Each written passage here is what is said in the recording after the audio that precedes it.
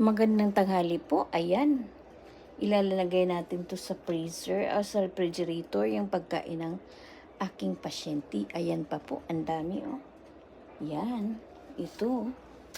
May tinapay siya. So, galing po yan sa office namin. So, ito po yung whole week, 2 weeks niyang pagkain. So, hindi kami nagluluto. So, minsan, pag may pagkain siya na special niya, papaluto sa akin, lulutuin ko. Pero kung hindi, dito po ako mag-preheat ng kanyang pagkain. Yan po ang pagkain ng ating pasyente. So, thank you for watching guys. I hope you subscribe and